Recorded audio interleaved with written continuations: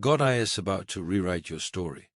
There are moments in a person's life when words fail, not because the mind is empty, but because the heart is suddenly too full. We tend to imagine such moments as rare interruptions in an otherwise predictable story, yet they are often prepared for quietly, invisibly, through long seasons of ordinary faithfulness. God, it seems, is far less interested in dramatic entrances than in patient groundwork. And so, when he finally answers, the answer does not merely resolve a question, it rearranges the soul that asked it. Most of us pray with an idea already formed of how the answer should arrive. We dress our hopes in familiar clothing, expecting God to knock using the door we pointed out to him. But God has never been constrained by our instructions. He listens deeply, more deeply than we listen to ourselves and answers, not according to our expectations, but according to our true need. That is why his answers so often leave us speechless, not because they are louder than expected, but because they are wiser. Silence, we must admit, is the hardest language God speaks. When days stretch into months, and months into years, we begin to suspect absence where there is only preparation. We confuse waiting with neglect, stillness with refusal. Yet a seed buried in the ground is not abandoned, it is hidden. God's delays are not denials but designs, and his silence is often the workshop in which the answer is being carefully shaped. It is easy to believe in divine intervention when life is already agreeable. Faith comes cheaply when circumstances cooperate. But the faith that changes a person is the kind that survives unanswered prayers, that continues to speak even when heaven seems quiet. For in those seasons, something subtler is happening. God is not merely preparing a gift. He is preparing the one who will receive it. An answer given too early would be misunderstood, misused, or unnoticed. Altogether, we ask for relief, and God gives resilience. We ask for clarity, and God gives patience. We ask for escape, and God gives endurance. At first, this feels like a misunderstanding, but later, often much later, we realize it was mercy. God answers in ways that do not simply fix our problems, but transform our perspective. He is less concerned with removing the storm than with teaching us how to stand firmly within it. There is a peculiar humility that grows in those who have waited long enough to stop demanding timelines from heaven. Such people no longer measure God's goodness by speed but by depth. They discover that the greatest answers are not events but revelations. The quiet certainty that one is not alone, the unshakable awareness that suffering is not meaningless, the sudden realization that strength has been forming where weakness once lived. When God finally answers in a way that leaves you speechless, it will not always look like triumph to the outside world.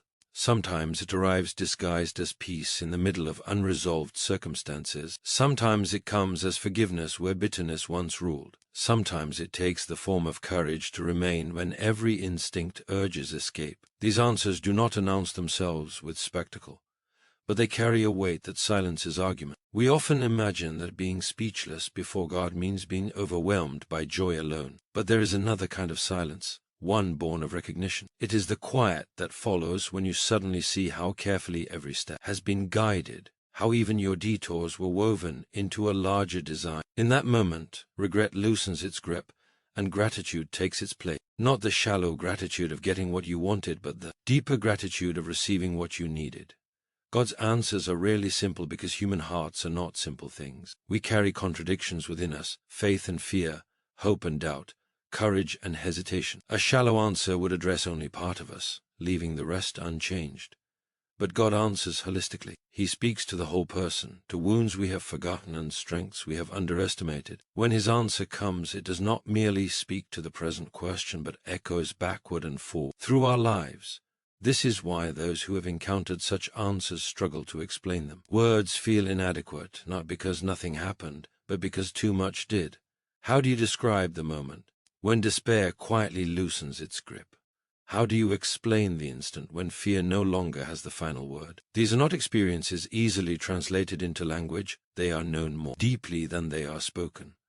There is also a necessary surrender involved. To be speechless before God is to admit that our understanding was incomplete. It is to recognize that our carefully constructed explanations were too small. This recognition does not humiliate us. It frees us. For once we stop insisting on being the authors of the story, we become attentive readers, discovering a narrative far richer than anything we could have written ourselves. It is worth noting that God's most profound answers often come quietly. They do not demand attention.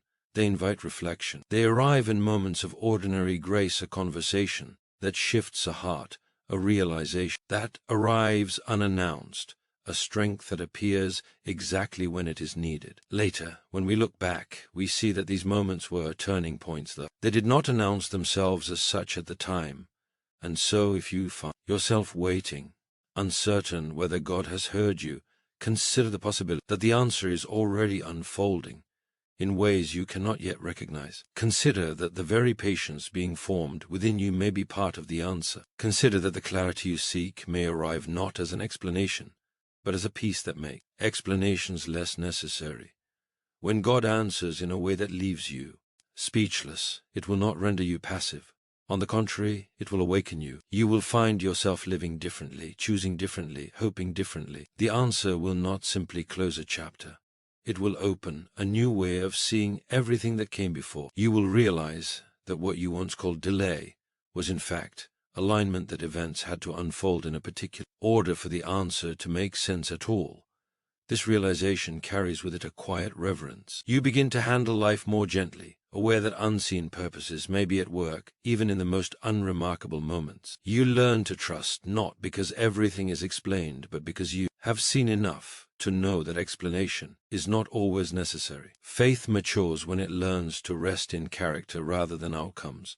And perhaps this is the greatest surprise of all, that the answer you were waiting for does not merely change your situation but changes you. You emerge with a deeper patience, a steadier hope, a resilience that cannot be easily shaken. You discover that being speechless before God is not the end of understanding, but the beginning of wisdom, because it teaches you where human certainty must finally give way to trust, and where trust itself begins to reshape the way. You see the road ahead, the prayers still forming in your heart, and the quiet confidence growing within you as you continue to walk forward, aware that even now, even here, God is still at work, still answering, sent, guiding, still preparing a moment that will one day arrive with such clarity and such weight that you will recognize it instantly, not by the noise it makes, but by the stillness it brings, a stillness that settles deep within you and lingers as you take another step, and then another, moving onward with a heart that is learning slowly and steadily to listen for what comes next. Because that stillness is not empty. It is filled with a presence that cannot be rushed and cannot be forced, a presence that teaches you to recognize God not only in answers, but in the spaces between them. You begin to notice that faith is no longer something you strain to hold on to. It is something that holds you. The questions do not vanish, but they lose their sharpness. They no longer wound you as they once did. They become companions on the road rather than obstacles in your way. In this quieter faith, you discover that God's answers often arrive layered, unfolding over time rather than landing all at once. What first appears as a small reassurance later reveals itself as the foundation for something far greater. A door that once seemed closed turns out to have been protecting you. A disappointment you struggled to accept becomes the very thing that redirected your path toward a deeper calling. Looking back, you realize that God was not withholding good from you. He was refining your capacity to recognize it. There is a strange comfort in realizing that God is not hurried by our urgency. What feels unbearable to us is not overwhelming to him. He sees the entire landscape of our lives at once, the beginnings we remember, the endings we cannot yet imagine, and the intricate connections between them. When he answers, he does so with that complete vision in mind. This is why his responses so often exceed our understanding. They are shaped by a wisdom that stretches beyond the present moment and into a future we have not yet reached. And yet, God does not answer from a distance. His responses are personal, attentive, and intimate. He does not give generic solutions to unique lives. He addresses you as you are, where you are, with full knowledge of your fears, your hopes, and your unspoken struggles. This is why two people can walk through similar circumstances and receive entirely different answers.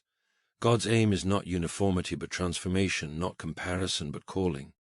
As you continue to walk forward, you may notice that your prayers themselves begin to change. They grow less frantic, less demanding.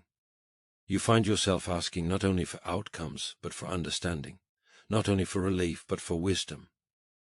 You learn to pray with open hands rather than clenched fists. This shift does not happen overnight. It is learned slowly through disappointment and endurance, through hope delayed and hope restored. It is in this posture of openness that God often surprises us most. We expect Him to confirm our plans, and instead He redefines our purpose. We ask for cert.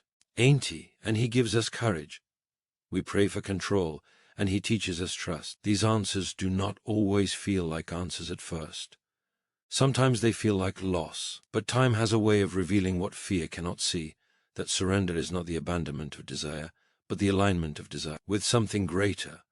There are seasons when God's answer is not a change in circumstance, but a change in vision. You begin to see your life not as a series of isolated struggles, but as a coherent journey with meaning woven throughout. Pain does not disappear, but it is no longer pointless. Waiting does not end, but it is no longer empty. Even uncertainty takes on a new character. It becomes a space where trust can grow. This is perhaps one of the most challenging truths to accept, that God's answers often ask something of us. They are not merely gifts to be received, but invitations to be followed. When God answers, He often calls us to step forward, to act on what we have been given, even when the full picture remains incomplete. Faith, after all, is not the absence of doubt, but the willingness to move forward in its presence. You may find that after such an answer, you are less impressed by noise and more attentive to nuance. You become sensitive to the quiet ways God continues to guide you, a nudge toward patience, a reminder to forgive, a prompting to remain faithful in small things. These are not dramatic revelations, but they are no less divine. They shape the kind of person you are becoming, not just the life you are building. There is a humility that grows in those who have been truly answered by God. They speak less confidently about their own understanding and more confidently about God's character. They no longer rush to explain suffering or to tidy up life's loose ends. They have learned that mystery is not a flaw in the design but part of its depth. This humility does not weaken faith. It strengthens it by rooting it in trust rather than certainty. At times, you may even find yourself grateful for the prayers that went unanswered in the way you expected. You see how easily you could have settled for less, how quickly you might have mistaken convenience for calling. God's refusal, in hindsight, appears as protection. His redirection appears as grace. The path you once resisted becomes the road you are thankful to be walking. When God answers in a way that leaves you speechless, it often reorders your priorities. Things that once seemed urgent lose their grip on you. You become less anxious about proving yourself and more committed to becoming faithful. Success is no longer measured solely by achievement, but by alignment, by whether your life reflects the values you now hold more deeply than before. This alignment brings with it a quiet strength. You are not immune to fear, but fear no longer controls your decision. You are not free from doubt, but doubt no longer paralyzes you. You learn to live with a steady resolve, grounded not in circumstances, but in trust. This is not the confidence of someone who has all the answers, but the confidence of someone who knows the one who does. And still, the journey continues. God's answers are not endpoints, they are milestones. Each one prepares you for the next stretch of the road. Each revelation deepens your capacity for faith. Each moment of speechless wonder reminds you that you are part of something larger than your immediate concerns. You begin to understand that faith is not a single decision, but a lifelong response to a God who continues to speak. In quieter moments, you may reflect on how differently you now listen. You are less inclined to demand signs and more willing to recognize them. You see meaning in small mercies, guidance in unexpected places. The ordinary becomes infused with significance because you have learned that God often works through the ordinary to accomplish the extraordinary. There is also a growing tenderness toward others. Having experienced God's patience firsthand, you become more patient yourself. Having been met with grace, you are quicker to extend it. You understand that everyone is carrying unseen burdens, waiting for answers they cannot yet articulate. Your faith becomes less about being right and more about being present, less about instruction and more about compassion. And when new questions arise, as they inevitably will, you face them differently. You no longer panic at uncertainty. You remember what it felt like to be He. Early in the waiting, to be surprised by an answer you could not have planned. Memory itself becomes a source of strength. You draw courage from what God has already done, trusting that the same faithfulness will carry you forward again. It is important to remember that being speechless before God does not mean being passive or disengaged. On the contrary, it sharpens your attentiveness. You become more deliberate in your choices, more thoughtful in your actions. You understand that your life is a response to God's ongoing work, a conversation rather than a monologue. As time passes, you may even struggle to pinpoint the exact moment when the answer arrived. It was not a single event, but a gradual awakening, a realization that dawned quietly, a shift that took place almost unnoticed, until you found yourself standing in a place you once only hoped to reach. This, too, is part of God's wisdom, answers that grow with you, that do not overwhelm but mature alongside your faith. And so you continue forward, aware that more questions will come, more waiting will be required, more trust will be tested. Yet you walk with a different posture now. You are no longer merely asking whether God will answer. You are learning how to listen, how to recognize His voice even when it speaks. Through silence, how to trust that every pause has purpose. For in the end, or perhaps more truthfully, along the way you come to see that God's greatest answers are not always found in what changes around you, but in what changes within you. The heart that once demanded proof learns to rest. The mind that once raced ahead learns to remain present. The soul that once feared abandonment learns the quiet confidence of belonging.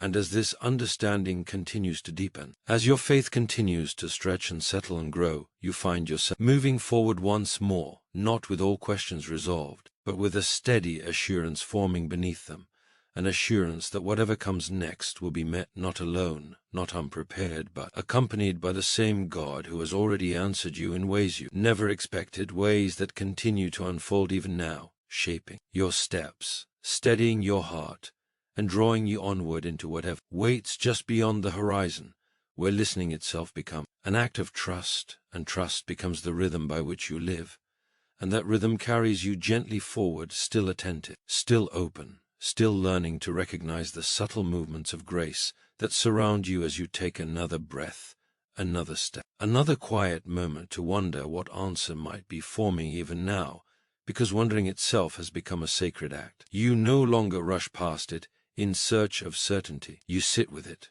knowing that questions held in faith are not threats but doorways. In this posture, you begin to notice how God uses even your uncertainty as a means of shaping you. The very things you once feared would undo your faith become the instruments that deepen it. Doubt, when carried honestly, does not destroy belief.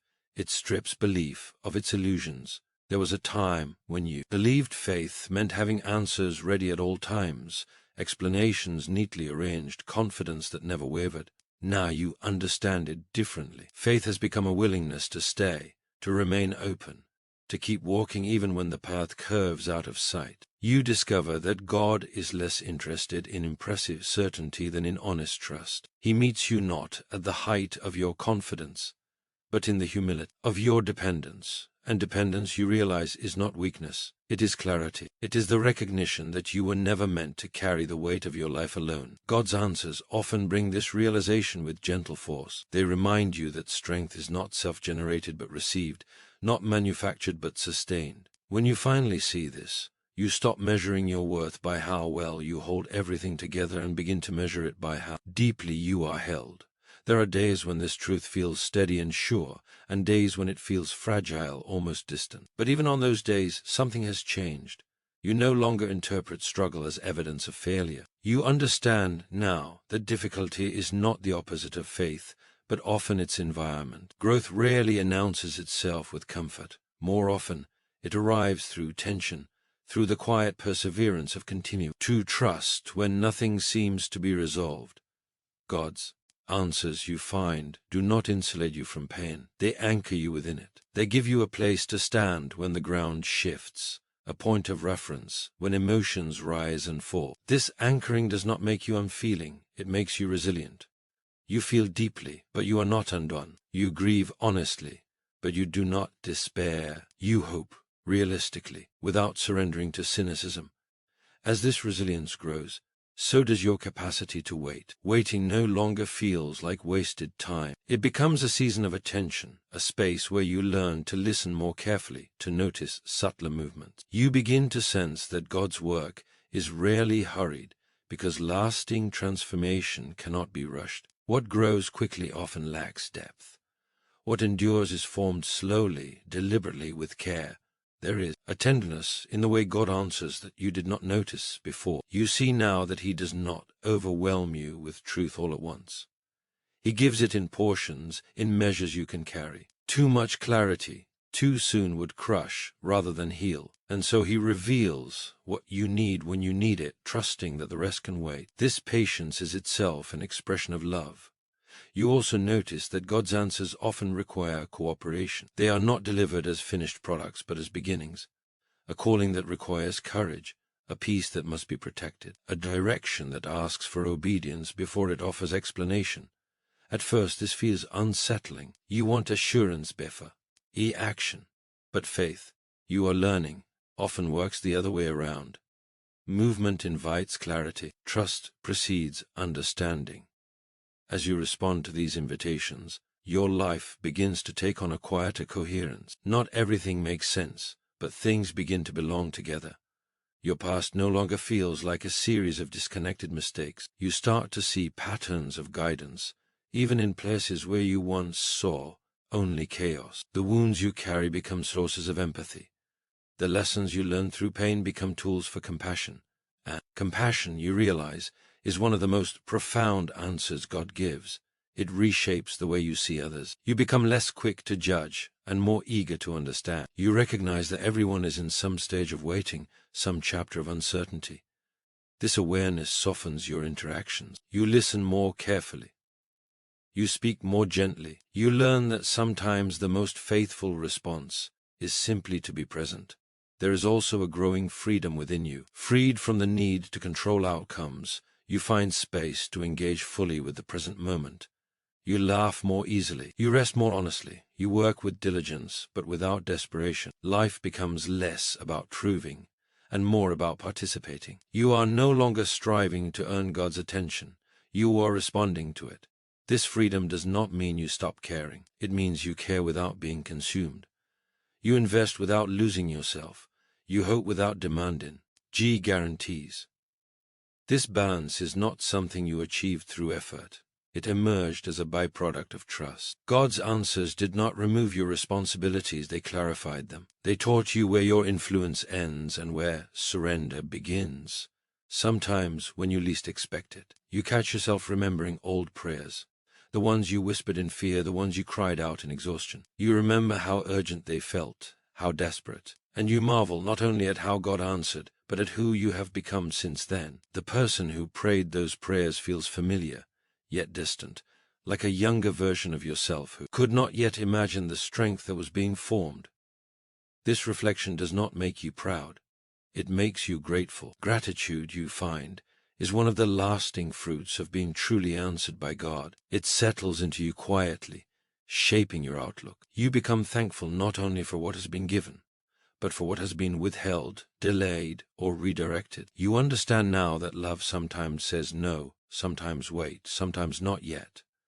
And still, there is more ahead. Faith does not plateau. It continues to deepen, to widen, to invite you further. New challenges will arise. New questions will demand attention. But you face them with a memory etched into your spirit that God has answered before, often in ways you could not have predicted, often with wisdom that only made sense in hindsight. This memory becomes a quiet companion. It, Remin, DSU, when impatience returns, that waiting has purpose. When fear resurfaces, it reminds you that you are not abandoned. When confusion clouds your vision, it reminds you that clarity often arrives gradually. You do not cling to this memory as proof. You carry it as assurance. In moments of solitude, you sometimes sense that the greatest answer God ever gave was not to a specific prayer, but to your understanding of who He is. You see Him now not as a distant authority dispensing outcomes, but as a faithful presence walking with you through every season. This realization does not simplify life, it sanctifies it. Every moment becomes charged with meaning because it is shared, And so your life continues to unfold, not as a solved equation but as a lived relationship. You learn to trust the process, to honor the pauses, to respect the mystery. You accept that some answers will only be fully understood much later, perhaps not even within this lifetime. Yet this does not trouble you as it once did. You have learned that understanding is not the same as trust, and trust is often the deeper gift. As you move forward, you remain attentive.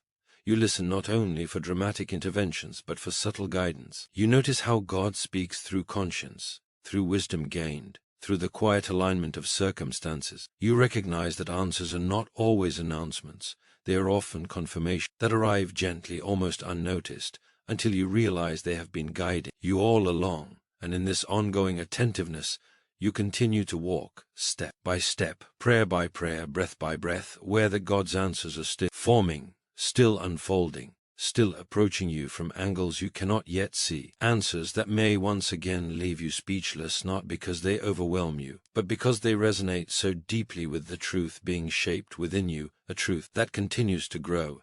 As you remain open, remain faithful, remain willing to trust what you cannot yet explain, trusting that even now, in ways both hidden and revealed, God is still answering, still inviting, still drawing you forward into the next moment, the next lesson, the next quiet unfolding of grace that waits just ahead, asking only that you keep listening, keep walking, keep holding space for the answer that is forming even now, slowly, patiently, faithfully, as you move onward into whatever comes next, carrying with you a heart that has learned how to wait, how to trust, and how to remain open as the journey continues, and continues, and continues, without rushing toward an ending.